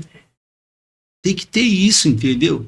O pastor tem que ter isso, ele tem que ter apaixonado por pregar o evangelho e ver vidas se rendendo a Jesus. Isso aí não é questão só de avivalistas, evangelistas, não. Todo cristão é chamado para pregar o evangelho para todo mundo. Nossa mensagem ela não pode ficar tão cheio de dialetos da igreja e esquecer, cara, que existe um mundo carente clamando por Jesus. Eu acho que pastorear, para mim, é maravilhoso, porque você vê vidas sendo salvas, transformadas, convertidas, é extraordinário. É lançar semente, realmente. Lançar né? semente. A palavra nunca volta vazia, a Bíblia diz. Então, até quando? É que tem gente que, quando fala sobre essa crítica que o senhor falou de o Espírito Santo convence, eu acredito que tem gente que vai pela emoção. Mas até quem vai pela emoção, cara, semente não é lançada em vão. Exato. Quando a pessoa fala, por mais que fale por emoção, a palavra tem poder. Quando ela fala, eu entrego a minha vida pro Senhor Jesus Cristo, pode ser emoção? Pode. Mas, cara, ali ela deu uma legalidade muito grande pra Jesus. Sim. Que ali ela torna muito mais fácil o Espírito Santo. Pode ser o processo, né? Exatamente. Eu mesmo sou testemunho disso, porque eu me converti com 19, mas um dia minha mãe falou, você vai na igreja comigo. Eu falei, não vou, porque eu vou numa festa que vai ter aí e não vai dar pra eu ir. Minha mãe falou assim, seguinte, quanto é que você precisa pra ir na festa? Na época eu falei, R$10. E, né, R$10 era dinheiro, cara. E era tipo um 50 hoje. Eu falei, R$10, mãe, eu preciso. Aí minha mãe falou, se você for no culto hoje comigo, eu te dou R$10 pra você ir na festa. Eu falei, então tá fechado. Eu fui no culto com a minha mãe. Cheguei lá no culto, o pastor, eu fiquei prestando atenção no que ele falou, tava falando, e no final ele diz, olha, se você quer entregar a sua vida a Jesus, levante sua mão. Eu pensei, todo mundo aqui quer entregar a vida a Jesus, né? Levantei minha mãe e falou, glória a Deus, vem aqui na frente, aceitou Jesus. Aí eu fui, ele orou por mim, não tinha aceitado nada, mas vou usar o que você falou. Na hora que eu tava indo pra festa, aquilo tava dentro da minha cabeça, cara. Aquilo tava remoendo dentro de mim. Poxa, eu fui lá na frente, eu senti um negócio diferente. Ou seja, já eram os primeiros toques e convencimentos do Espírito Santo no meu coração. Então, eu não vejo maldade nisso, do jeito que as pessoas colocam, não. Eu não vejo, não. Tem que olhar pro lado bom, né? Eu não vejo, não. Eu sei que tem uma questão histórica disso, de Charles Finney, o pessoal conta e tudo, mas eu não vejo maldade nisso, não vejo que existe mal em fazer um apelo, não. Eu faço. Eu sei que tem gente que se converteu, tem gente que se converteu. Romanos 10 fala, né? E quem crê com o coração e confessar com a boca será salvo. Exato. A gente vê as pessoas confessando com a boca, mas a gente não vê as pessoas crendo com o coração, concorda? Então, assim, só Deus vê o coração daquelas pessoas, mas não é por causa disso que eu não vou deixar de fazer o apelo, não. Sim, é lógico. Eu amo fazer o apelo, o Billy Graham fazer apelo tá bom pra mim. Tá ótimo, tá ótimo. Né? Glória a Deus. E o senhor falou que faz. O senhor falou antes, faz um ano. A Lagoinha Cerquilho faz um ano. Fez um ano dia 29 de abril agora. 29 de abril. É extraordinário que tá acontecendo. Mas agora. Não é um ano que o senhor tem história com a Lagoinha, que o senhor... Eu tenho história com a Lagoinha desde 2005, né? Quando eu estudei lá. Mas recentemente eu tava na Lagoinha Tatuí, depois na Lagoinha Laranjal, a gente começou lá e depois ficou o meu amigo pastor Juninho pastoreando lá, um homem de Deus. E um ano a gente iniciou Lagoinha Cerquilho, que... Trabalho lindo. Assim, muita vida, assim, eu acredito, eu vou chutar aqui, cara, 45% das pessoas que congregam lá se converteram lá. Que da hora. Isso é maravilhoso. Maravilhoso. Batizando gente com força mesmo, assim, batizando um atrás do outro, assim, com força. Cara. Onde eu vou, as pessoas querem ir lá conhecer. Foi muito interessante, Matheus, uma coisa que aconteceu. A gente estava inaugurando ali lá pro dia 25 de abril de 2023. Parou um casal lá, assim, desceram do carro, eu tava conversando com um rapaz que tava montando um drywall lá, que seria a sala das crianças, não tinha nem inaugurado, a igreja inaugurou 29 de abril. Aí eu fui, né, recebi esse casal, eles queriam conhecer o espaço, aí eu fui, apresentei o espaço para eles, o espaço não é tão grande lá, mas bem rapidinho eu apresentei e eu fiz uma pergunta para eles, vocês são de qual igreja? Não somos de igreja nenhuma não. Mas o que vocês iam fazer aqui? Ah, não, porque a minha esposa falou que aqui ia ser uma igreja e ela, toda vez que a gente passa aqui, ela fala, tem que parar para ir lá, tem que parar para ir lá, tem que parar para ir lá. Então, sim, e as pessoas que chegam lá, chegam com esse tipo de testemunho. Então, assim, é o Espírito Santo atraindo mesmo essas pessoas. Domingo retrasado, olha a história, cara. A moça me procurou dizendo que o marido dela, que ela vai pra igreja, tá adorando, tá sendo tocado por Jesus, mas o marido não vai. Porque a mãe dele é católica. E a mãe dele falou para ele permanecer na tradição católica. Muito bem. E ela falou, só que eu falei, então vamos orar pra mãe dele se converter também. Aí ela falou, não, a mãe dele já morreu. Falei, e agora? Aí depois ela me contou que ele teve um sonho com a mãe dele na porta da igreja Lagoinha, mandando ele entrar. Agora ele tá lá. Meu Deus do céu! Então, assim, é muita história bonita de pessoas sendo transformadas pelo Senhor, sendo atraídas. Então, é uma igreja que nós estamos ali presenciando, que a gente fala, rapaz, eu não sei como é que Deus tá fazendo esse negócio não, porque não é por nós, cara, não é mesmo, sabe? Isso que é maravilhoso. Não é mesmo, mas não é mesmo, assim, eu ponho minha mão no fogo, que não há nada em nós pra gente presenciar o que tá acontecendo. Não há nada em nós. 100% Cristo. 100%, cara. 100% tudo. Tudo, assim, não tem nada, cara. Glória a Deus. Glória a Deus, glória a Deus. Fico feliz demais, assim. Um ano aí.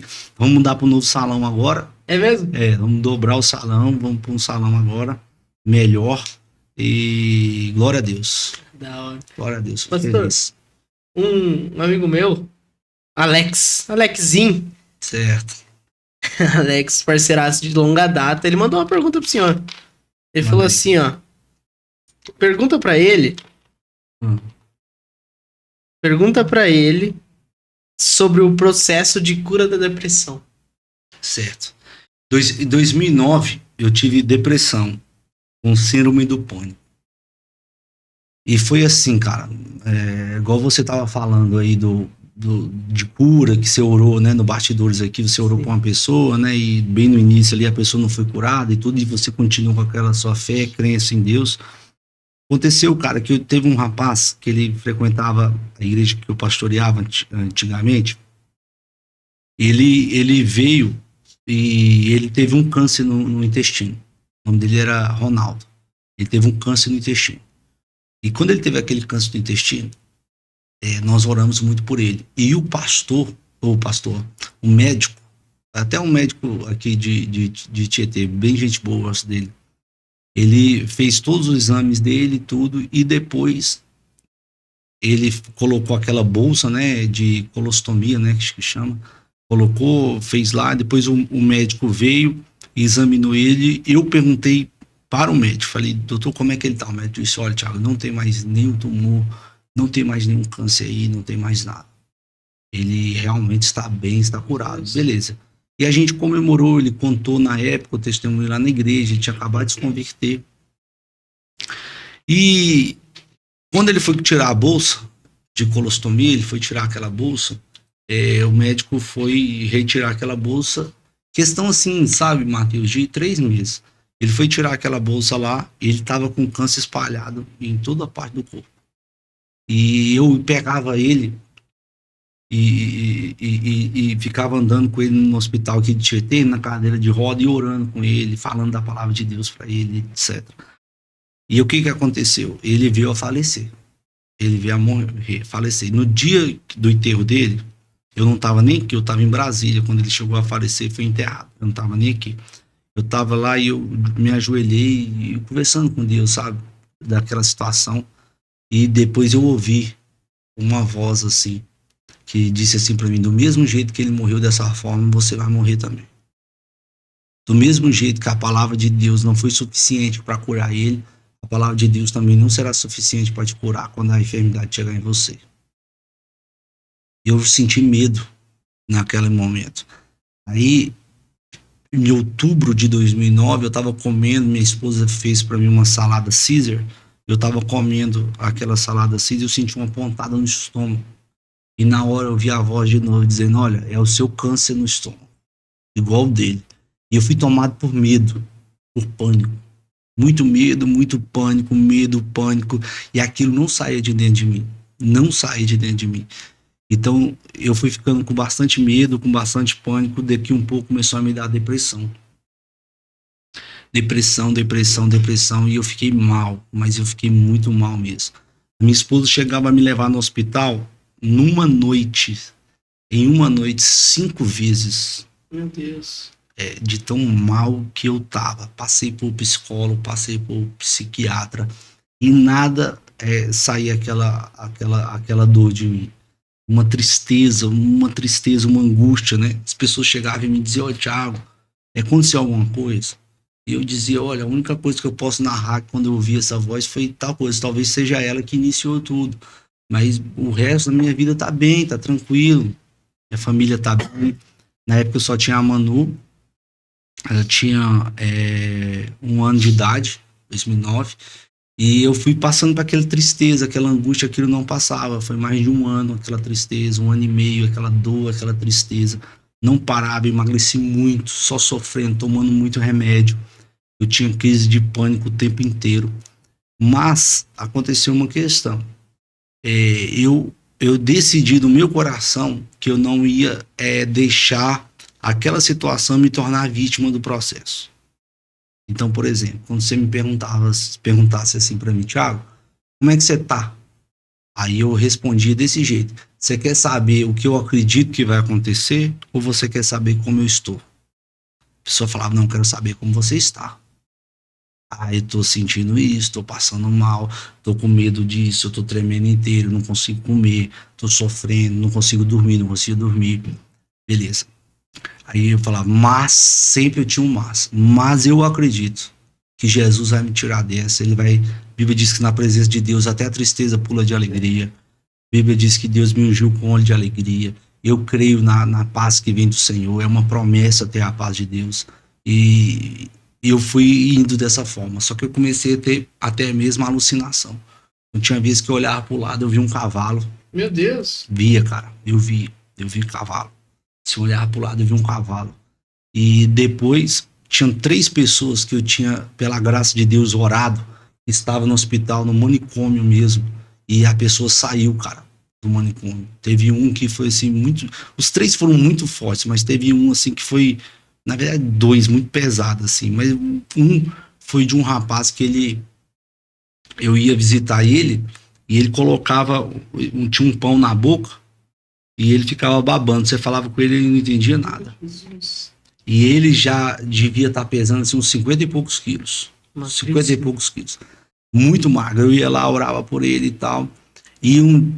Aí eu perguntei pra mãe dele, o que aconteceu? Ela falou, ó, meu filho é motorista, ele sai, ele vai daqui pro trabalho, do trabalho ele volta pra casa, ele chega em casa, ele faz a mesma rotina, Thiago. Ele vai no bar, ele pega um churrasquinho, pega uma cerveja, volta pra casa, come o churrasquinho, mais a cerveja, assistindo televisão, deita, dorme e vai trabalhar. Ele chegou, ele fez a mesma rotina, só que ele deixou o churrasco em cima aqui do sofá e as latas de cerveja em cima do sofá e ficou aqui paralisado. Já tem meses, acho, eu não me lembro mais, mas eu vou chutar aqui, será 6 meses, 8 meses, que ele tá definhando. Já levei ele todos os médicos que você pensar.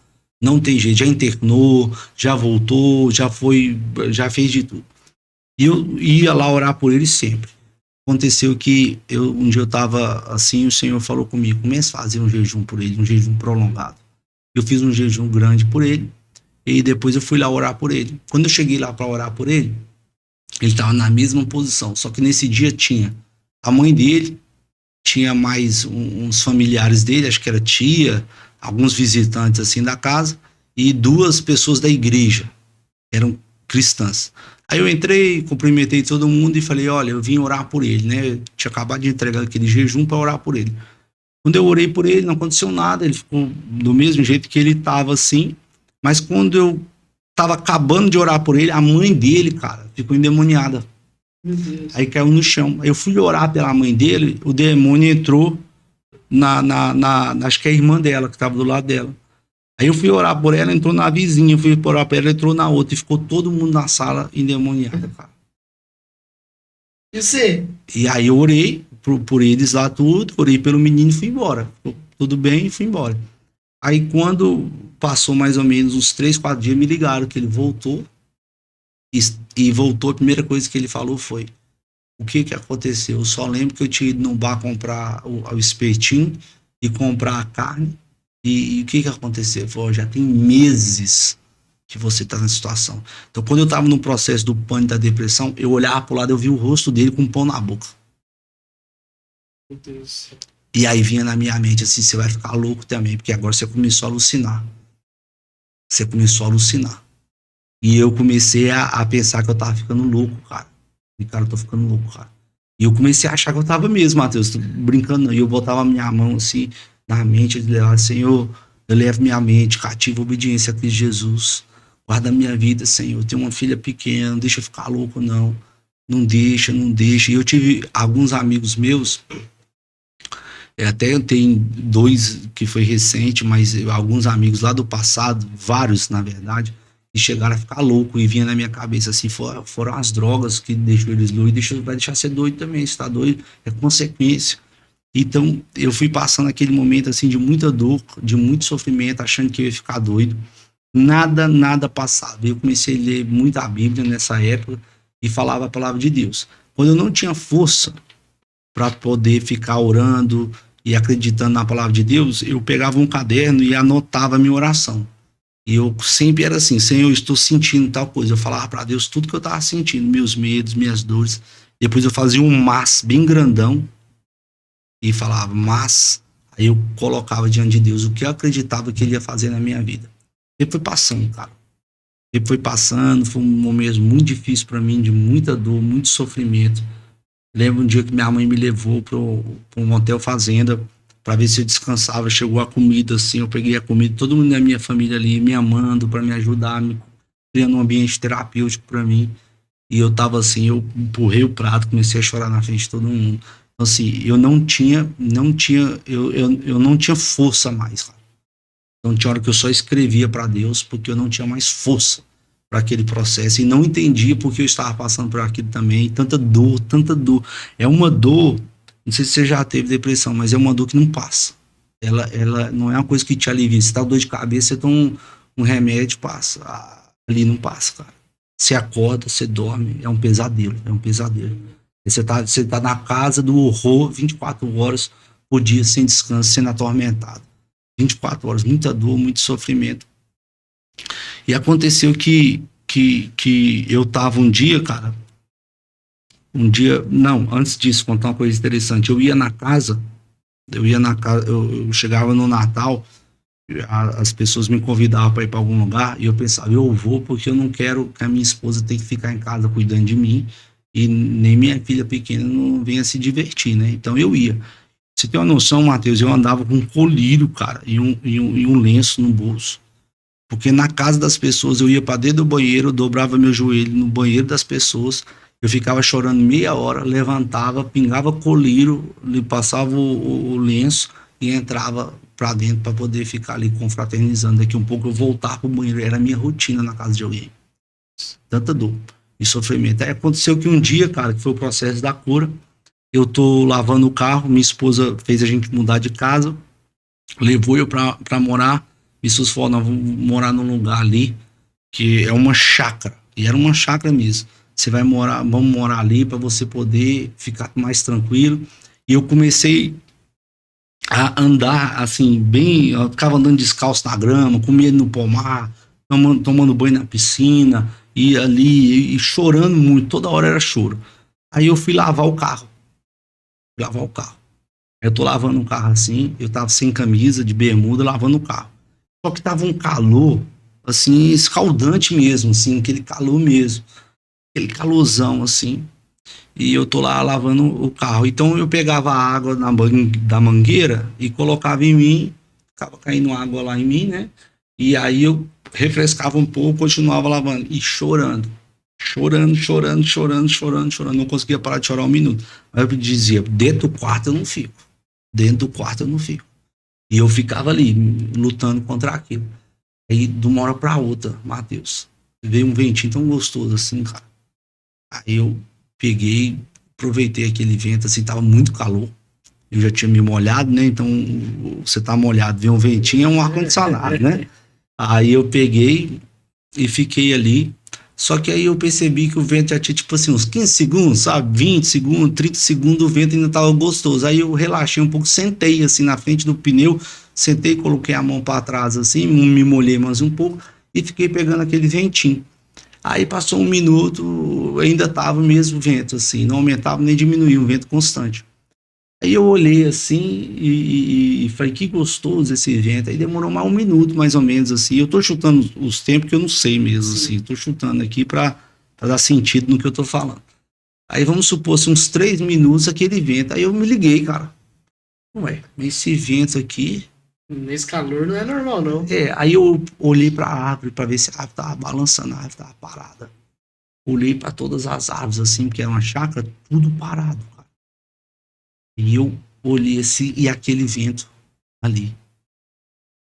Já tinha mais ou menos quase 2 anos que eu não sabia o que era sorrir. Eu sei que me deu, cara, uma crise de riso. E eu comecei a rir. E ri, e ri. E aí eu falei, dobrei meu joelho e falei, Senhor, você que está aqui. Eu sabia, cara, que era ele. E é ele, cara. Aí dobrei meu joelho, fiquei com os olhos ali deitado e disse, Senhor, é você que está aqui, Senhor. E aquele vento, cara, me molhando assim, me refrescando, aquele vento, cara. Eu comecei a chorar e comecei a rir e comecei a chorar. Isso durou uns 30 minutos, eu acho. Durou uns 30 minutos. Eu levantei, eu tinha uma paz, uma alegria tão grande no coração. Eu saí correndo, entrei dentro de casa, cara. Aí chamei minha mulher, falei assim, amor, amor. Aí ela veio e falou, o que foi? Já achando que era alguma coisa da doença, né? O que foi? Eu falei assim, eu tô curado. Ela falou, como? Eu falei, eu tô curado, Jesus veio aqui agora, acabou de me curar. Nunca mais, cara. Que loucura. Nunca mais, cara, nunca mais senti nada. Fui curado daquele dia. Amado. Curado daquela forma ali. Pela graça de Deus. Você não tem como não amar Jesus. É impossível, é impossível. Cara. Então, sim, foi uma cura extraordinária, viu, Matheus? Então, eu acho que as pessoas... né, precisam, muitas vezes, cara, eu não tô dizendo que Jesus me curou por causa da fé, não. Ele cura a gente pela graça dele. Mas eu acho que o que depender de nós tem que botar fé, sabe? Muitas vezes, se você ficar dentro do quarto, se vitimizando, você não vai sair daquela situação. Sim. Você precisa se posicionar em Deus também. Sim. Tem que colocar força. Ontem mesmo eu estava conversando com uma moça com depressão. Eu disse para ela, você tem que orar pelo menos 15 minutos por dia, ler pelo menos 2 capítulos da Bíblia por dia. Eu falei, eu não tenho força. Eu falei, a força que você já tentou se matar com você, há um monte. A força que você usa para se matar, usa para buscar Deus. Uhum. Tem energia aí, mas usa para o lugar certo. Provérbios fala, não se mostre frouxo no dia da angústia, senão você será fraco. Exato. Então, por mais que você esteja fraco, tenta Sim. arrancar aquele último. E se você se mostrar frouxo, a sua força será pequena, né? É. O texto diz, né? E eu gosto de uma coisa que os amigos de Jó falou para ele: ô Jó, você consolou tanta gente, levantou tanta gente, agora que chegou sua vez, tá aí abatido? É assim, a gente precisa se levantar em Deus, né? Crer em Deus, se levantar. Senão a gente vai ser fraco. É. Vai ser fraco, não. Vai estar sem forças. A nossa força será pequena. Sim. E a Bíblia fala que a alegria do Senhor é a nossa força. Sim. Então, quando a gente realmente mostra que a gente quer, a gente vai deixar, entre aspas, Jesus feliz, Sim. a gente vai deixar Deus feliz, e da felicidade dele vem a nossa força. Sim. O que eu mais aprendi, né, nessa questão da depressão foi que uma coisa muito interessante para mim, que o bem mais precioso que você tem é a paz. Se você perder a sua paz, você perdeu tudo. É verdade. Então, assim, você ter paz no coração, não tem coisa mais gostosa do que isso, é o bem mais precioso. Eu sempre falo para Jesus assim: ô Jesus, não sei o que vai acontecer na minha vida, mas assim, se tudo der errado, só não me deixa perder a sua paz. Porque se você tiver paz, você suporta tudo. O problema é não ter paz. E a depressão e o pânico, ela tira a paz. Ela tira. É lógico que a pessoa tem que, né, procurar o médico, procurar tomar os medicamentos, mas a fé é muito importante nesse processo. Pastor, o que Jesus tem falado pro Senhor nesses últimos dias? Olha, o que mais tem queimado meu coração, assim, sabe? É que nós precisamos buscá-lo como nunca a gente buscou antes. É isso, cara. Seria buscar Jesus como nunca a gente buscou na nossa vida. É fazer, tipo, dar o seu máximo, cara. Colocar tudo à força. E quando eu falo de buscar Deus, eu estou falando de pelo menos 5 práticas. Primeiro, orar como você não orou na sua vida. Não tem como, cara, ter relacionamento com Deus sem oração. Não tem como. Lá em Mateus 6, Jesus disse, né? Eu acho lindo aqui. Ele diz: quando você for orar, entra no seu quarto, fecha sua porta. Ele diz assim: o teu pai que vem em secreto te recompensará. Existe uma recompensa na oração. Eu creio muito nisso, sabe? Oração, ela é tudo. Então nós precisamos ter uma vida de oração. Uma vida de oração. Eu gosto muito no meu dia a dia de usar relógio de cronômetro. Por quê? Porque eu vou cronometrando o tempo da minha oração. Então eu quero toda hora levantar aquilo. Eu olho e falo: olha, hoje só deu tanto tempo, então amanhã tem que dar mais. E eu vou me desafiando para que no outro dia eu possa orar mais do que eu orei hoje. Uma oração é extraordinária. Segundo, eu vejo o jejum. Não tem como ter relacionamento profundo com Deus de sensibilidade sem jejum. Não tem como, cara.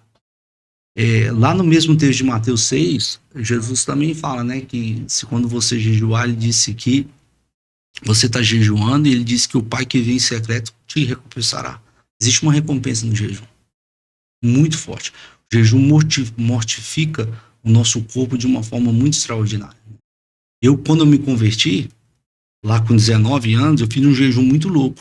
Porque quando eu acabei de ler Mateus, eu já tinha visto que Jesus jejuou lá no deserto. E eu fui ler algumas passagens do Velho Testamento e caí lá em Daniel, quando Daniel jejuava também. Eu falei: vou jejuar. Eu me lembrava que na escola, falava que só podia ficar 3 dias de jejum, depois morria. Eu lembro, alguém deu essa falsa informação lá na escola. Então eu fazia jejum de 3 dias. Então eu só bebia água, fazia jejum de 3 dias, comia uma refeição, fazia outro jejum de 3 dias, comia uma refeição, mais um jejum de 3 dias. Foram quase 4 meses assim. Eu perdi quase 20 quilos. Só parei quando a minha roupa começou a cair na canela e eu vi que não tinha mais como. Eu fiquei pesando 58 quilos. Nossa. Não tinha mais como. Hoje eu peso 95, 96. E eu falei, ó, agora não tem mal. Não, 95, desculpa, 95 não. 85, 86. Mas já pesei 106. É mesmo? Aí o que acontece? O jejum, ele é muito importante. Então, oração, jejum, terceiro, leitura da palavra. Não tem como, cara, ter relacionamento com Deus se a gente não ler a palavra de Deus. Tudo que a gente pode conhecer sobre Deus está na palavra. Não tem como conhecer Deus de outra forma. Romanos 1 fala que a natureza, né, e tudo que foi criado, ela anuncia sobre Deus. Mas não, a Bíblia deixa claro lá que não é suficiente para a salvação. Então, nós precisamos, de fato, conhecer a palavra de Deus. É a única fonte que nós temos, é a palavra de Deus. Então, a gente tem que se apegar à palavra de Deus. Eu gosto muito de fazer assim, por exemplo, olha, eu vou ler, igual dessas coisas assim, sabe? Eu vou ler a Bíblia, por exemplo, o Novo Testamento em 30 dias. Então, eu vou ler, por exemplo, dá 8 capítulos num dia, 9 no outro, 8 num dia, 9 no outro, pronto, você lê em 30 dias. Né? Você fica ali cheio da palavra de Deus. Aí você vai pro Velho Testamento também. Então, você tem que começar a ter essa paixão, né? De fazer isso. Eu sempre, quando eu faço esses compromissos com Deus, ou eu ponho uma pulseira, ou eu ponho um anel, ou eu ponho alguma coisa diferente, que naquele período, quando eu olho, eu falo, eu tô cumprindo um propósito aqui em Deus. Então, palavra de Deus. O quarto que eu acho muito interessante, que todo mundo tem que fazer, é congregar, cara. Né? A igreja é cheia de defeitos. Não tem como, nós estamos lá, né? Então a igreja fica cheia de defeitos, mas eu gosto de comparar a igreja igual a Arca de Noé. Sabe, a Arca de Noé estava lá, imagina, não deve ter sido fácil, né? Noé com 8 pessoas ali, com ele 8 pessoas, mas todos os animais, o cheiro que devia ter aqueles animais ali, né? Defecando, urinando, o cheiro que estava lá, né? Não tinha muita coisa ali para fazer, só o pessoal da família e tal, mas se você olhar lá fora, tava só os corpos boiando. Então o lugar mais seguro da terra ainda era a arca. E a igreja é igual uma arca, não é um lugar perfeito. Mas se a gente precisa entender que ali é o lugar mais seguro da terra. Quando a gente congrega, é muito importante para a edificação do corpo de Cristo. Meu primeiro pastor, que foi o pastor João, lá em Brasília, ele me deu um exemplo, né, muito difundido hoje, mas na época não era tanto. Que é igual, ele falava, ó, imagina tá ali fazendo um churrasco, você tira aquele braseiro, você tira ali um carvão, tá pegando fogo, separa ele vai apagar, porque ele fica quente junto com os demais, e eu acredito muito nisso, sabe? Então, a pessoa tem prazer de congregar, prazer de participar das coisas da igreja. Então, o quarto maneira de buscar a Deus, para mim, seria o congregar. E o quinto é uma vida de adoração, cara. Eu gosto muito, eu aprendi isso com um amigo meu, que é meu amigo até hoje, chama Juninho. Ele tá pastoreando lá em Unai. A gente se conheceu, foi muito engraçado, cara. A gente se conheceu, ele fez seminário comigo lá em Belo Horizonte. A gente ia pro meio do mato, que apelidamos lá de Jardim do Éden, pra orar, e eu ficava orando num canto, orando no outro. Só que a gente não se conhecia nem se via, mas eu escutava ele me escutava. Um dia a gente se encontrou lá, no meio da oração lá, ficamos amigos e somos amigos até o dia de hoje. E ele falava assim pra mim, Thiago, eu gosto de ficar em adoração muitas horas, e a única palavra que eu falo para Jesus é assim, Jesus, eu te amo. Jesus, eu te amo. Jesus, eu te amo. Jesus, eu te amo. E, cara, ele falou aquilo entrou muito forte no meu coração. Então, uma vida de adoração é muito importante, sabe? Você levantar suas mãos, você adorar, você se entregar a Deus, você render graça ao Senhor. Então, se nós temos essas 5 práticas, eu acredito que é uma boa busca a Deus. Então, você me perguntou, né, o que está queimando no meu coração? Buscar a Deus como nunca antes. Que da hora. Como nunca antes. Entregar tudo, cara. E tudo. Eu tenho uma tristeza no meu coração, cara, que nunca acho que vai passar. Uma tristeza de saber que eu perdi tanto tempo, cara, longe do meu amigo Jesus. Perdi muito tempo da minha vida longe dele, cara. E agora eu tô naquela corrida. Quero pegar ele. Que da hora, que da hora. Recuperar o tempo perdido. Exato, cara. Eu chego a sentir tristeza. Cara, uma das coisas que, nesse lance de tristeza que eu sinto, é lembrar de amigos meus que, infelizmente, se mataram e eu, talvez por ser hipócrita ou ser mediano, não pregava o evangelho pra eles. Eles se foram, eram amigos meus. Eu tava do lado deles. Mas eu não falei de Jesus. Não. Essa é uma tristeza que eu falo, meu Deus do céu, por que eu não cheguei perto de Jesus, sabe? Agora é fazer diferente. Agora é fazer diferente. Agora é pregar mesmo. Vou pra A cima. tempo e fora de tempo. É. Se achar que isso é inconveniente, você pede desculpa, tá? Desculpa aí e prega de novo. E é engraçado porque em Eclesiastes 3 fala, há tempo pra todas as coisas. E o apóstolo Paulo fala assim, prega o evangelho em tempo e fora de tempo. Tempo e fora de tempo. Então, Prega o dependente. tempo. Paulo fala, né? Ai de mim se não pregar o evangelho, né? É deixar queimar. Quando a gente faz, eu entendo essas práticas espirituais aí que eu citei para você, oração, jejum, leitura da palavra, congregar e adorar, eu entendo que é como se fosse uma panela e tem fogo embaixo e a panela começa a ferver e transbordar. E você só prega, cara, não tem como não pregar, não. Você prega para todo mundo. Ai, da hora. Você falou de suicídio, me lembrei aqui de uma história, cara. Recentemente agora, eu tinha acabado de fazer um batismo na Lagoinha Cerquilho, pela manhã, e à noite eu corri na Lagoinha Laranjal, com um batistério, para fazer o batismo na Lagoinha Laranjal. Muito bem, na volta, já era 11 e pouco da noite, eu tava voltando, eu encontrei, cara, uma pessoa que eu conhecia, no meio da rua andando com um balde na mão. Aí eu parei assim, ô meu irmão, tá perdido aí, cara, uma hora dessa com esse balde aí na mão, vambora, eu te dou uma carona. Aí ele falou, o que é esses balões aí na traseira aí e essa banheira aí? Eu falei, o batistério, expliquei pra ele a situação, eu falei, vambora. Ele falou, não vou agora não, eu tô meio cansado hoje, tô meio nervoso e tal.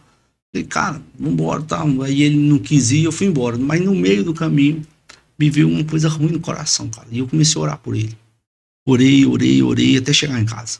Cheguei em casa, conversei com a minha esposa, ela tava me esperando lá na sala, conversei um pouquinho com ela e fui subir para tomar um banho e dormir. Quando eu tava subindo, cara, eu escutei uma moça gritando no meio da rua, gritando. Era a filha desse meu vizinho lá. E aí eu saí correndo, cara, assim, abri a porta, cheguei lá e ela correu e eu cheguei, quando eu olhei, cara, ele tava pendurado na corda. Meu Deus. Pendurado na corda.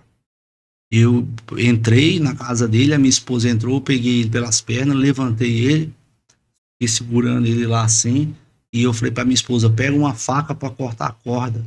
E ela procurando uma faca pra cortar a corda e tal, até que muita luta conseguimos tirar ele lá da corda. Ele não tinha reação nenhuma, nem de perna, nem de braço, nem de movimento, nada, ele tava pendurado. E aí eu fui fazendo os primeiros socorros nele e orando e fazendo o primeiro socorro. Começou a chegar mais vizinhos, etc. Minha esposa pegou o carro, aí eu coloquei ele dentro do meu carro, levei ele pro hospital, os médicos deu o remédio para ele, fez ele voltar, ele voltou. E olha que coisa extraordinária, ele voltou, comecei na casa dele, evangelizando, falando de Jesus para ele, hoje ele é voluntário lá na igreja. Ai, que da hora, glória a Deus. Então assim, é pregar mesmo, né, cara? Porque evangelho transforma a vida. Ontem mesmo ele me chamou no meio do culto. Falou, eu trouxe aí 2 amigos que eu evangelizei aqui, ó. Tal. Então, evangelho é transformador, né? Glória a Deus. Pastor, tem um presente pro senhor, uma lembrancinha. Aí ficou bom o negócio, hein? Que coisa extraordinária. Ô, delícia. Essa lembrancinha é uma moça lá de Cerquilho. É uma moça de Cerquilho que faz, ela faz bíblia personalizada, essas coisas. Da Sky Connection. Sky Connection, caprichosa demais. Olha aí, gente, que maravilha. Vou usar a chaveira aqui, ó, queimando. A caixinha top. Amém. Muito obrigado, viu? Meu Deus, valeu, pastor. Deus abençoe sua vida, cara. Amém. Muito obrigado, viu? E de verdade, pastor, obrigado por ter vindo. É um prazer, uma honra. Foi uma bênção de verdade. O senhor tem algum recado pra alguém? Agora é hora de dar a câmera. Então, se você sente no seu coração isso que eu acabei de colocar, né? Que nós temos que buscar a Deus como nunca buscamos na nossa vida. Eu queria convidar você a orar como nunca orou, a ler a Bíblia como você nunca leu, a poder jejuar mesmo, né? Tem até um livro que está ali, né? Que a gente comentou, que é a cultura do jejum, do Luciano Subirá. Acho que ele dá muito respaldo, fundamento bíblico, fundamentos práticos também, né? Como fazer o jejum. Tem outros, mas acho que do Luciano é suficiente para quem quer começar, né? Congregar, amar a igreja. Ama a igreja é uma arca de Noé, né? Tem muita coisa difícil lá. Mas nós se olhar pela janela, os corpos estão boiando, tá todo mundo morto ao redor. Então, o lugar mais seguro da terra ainda é a igreja, uma vida de adoração. Adorar, se entregar a Deus, mas fazer isso com intensidade. Fazer isso com toda a força do seu ser mesmo. Então, esse é o recado que eu dou. E você que não conhece Jesus, você não sabe o que você está perdendo. Ele é o melhor pão que você possa comer, o melhor vinho que você possa beber na sua vida. A Bíblia diz: vinde a mim, todos aqueles que estão cansados, sobrecarregados, eu vos aliviarei. Você ouviu meu testemunho, que Deus curou meu relacionamento com meu pai. Deus curou quando eu tive depressão, restaurou minha vida, restaurou a vida da minha mãe, porque minha mãe não tinha vida com a minha vida, né, com a maneira que eu vivia. E Jesus pode transformar a vida do seu filho, Jesus pode transformar a vida do seu marido, Jesus pode transformar a sua própria vida. Ele é a esperança, ele é o médico dos médicos. Ele veio para os pecadores.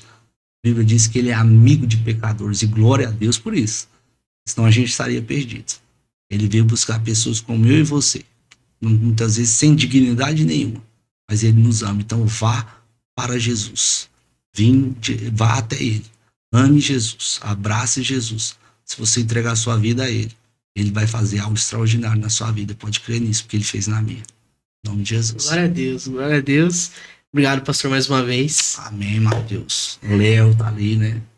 Glória a Deus. Tamo aí, glória a Deus. Obrigado pela oportunidade aí, viu? Jesus te abençoe muito. Amém. E que você possa aí fazer muitos podcasts para a glória de Deus. Amém, em nome de Jesus. Amém. Glória a Deus. Glória a Deus. Obrigado a todo mundo que assistiu até o final. Obrigado. Se inscreva no canal, curta, compartilhe, ative o sininho aí. E bora, que tem muitos testemunhos no canal. Maratona aí, tem bastante coisa. E você que quer ajudar esse projeto a ficar em pé, o Pix tá aqui embaixo. Nós não trabalhamos mais com patrocinadores, a gente tem falado isso alguns vídeos atrás.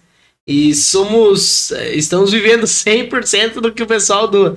Então você que sentiu, você que foi abençoado, sentiu qualquer valor, já ajuda a gente para pagar o aluguel do lugar, a gente comprar os equipamentos, melhorar os equipamentos. Então, você que sentiu de ajudar, ajuda a gente aí. Deus abençoe, é nóis, obrigado mais uma vez, pastor. Amém. Qualquer coisa, o pessoal de Cerquilho, que não tá congregando em nenhum lugar e quer conhecer a Lagoinha, qual que vai ser o endereço? Então o endereço agora vai mudar, né? Mas a Lagoinha nós temos culto lá às 10 horas da manhã, às 19 horas, mas você pode entrar lá no Instagram, Lagoinha Cerquilho, ou no meu Instagram, Thiago Lacerda Corrêa, vai ter as informações lá da igreja lá, vai ser bênção. É isso, Deus abençoe.